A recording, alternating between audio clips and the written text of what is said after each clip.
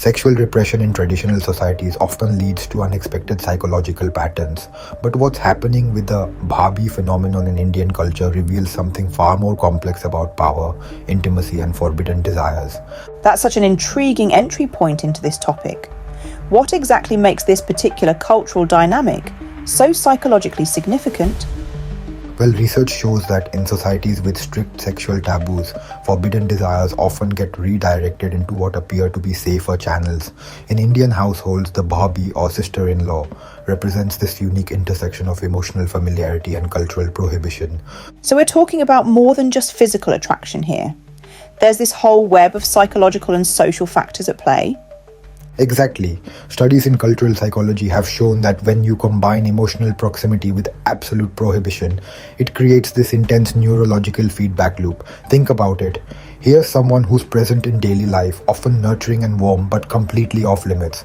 And how does this manifest in terms of actual social dynamics? Recent surveys indicate that in over 70% of traditional Indian households, the Bhabhi holds significant social authority. She can give orders, manage household affairs, and command respect. But here's where it gets interesting. This very power becomes part of the psychological attraction. That's fascinating.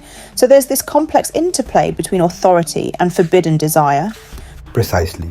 Cultural anthropologists have noted that in societies where men are often emotionally infantilized, kept dependent and praised for maintaining childlike qualities, this creates what they call a maternal erotic confusion. The Bhabhi figure becomes this impossible combination of maternal care and forbidden sexuality.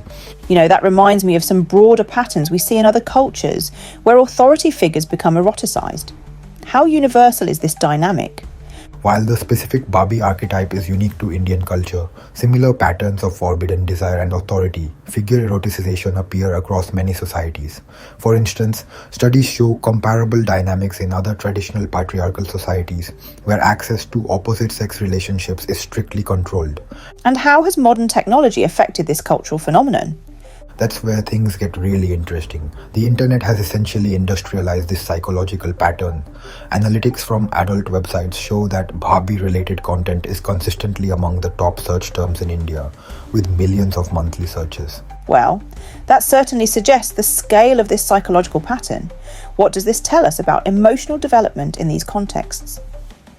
Mental health researchers have found that men raised in these emotionally repressive environments often develop what they call intimacy-shame coupling, where genuine emotional connection becomes permanently linked with feelings of guilt and forbidden desire.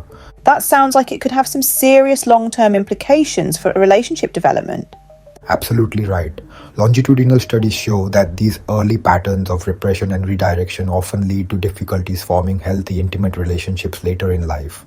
Men struggle to separate nurturing from eroticism, authority from desire. What solutions have experts proposed for addressing these patterns? The most effective approaches seem to be comprehensive, combining improved sex education, open discussion of relationships and boundaries, and creating safe spaces for processing natural attractions. Some progressive Indian communities have seen positive results with these interventions. That makes sense. It's about bringing these things into the light rather than letting them fester in darkness. Right, and recent psychological studies suggest that when societies create healthy outlets for discussing attraction and relationships, these kinds of problematic fixations tend to decrease significantly. It's about replacing shame with understanding. Looking at this phenomenon really shows how cultural norms can shape our deepest psychological patterns. Indeed, and what's particularly striking is how these patterns persist even across generations. Research shows that without active intervention, these psychological dynamics can be passed down through family systems, creating cycles of emotional repression and displaced desire. So what's the key takeaway for understanding and addressing these patterns? The evidence suggests that real change requires addressing both individual psychology and broader social structures. It's not enough to just tell people to think differently. We need to create environments where healthy emotional and sexual development is actually possible. That's quite a challenge for traditional societies. Yes, but there's hope in the data. Communities that have implemented comprehensive emotional education programs have seen significant improvements in relationship health and decreased instances of problematic fixations. It's about creating new patterns, not just breaking old ones.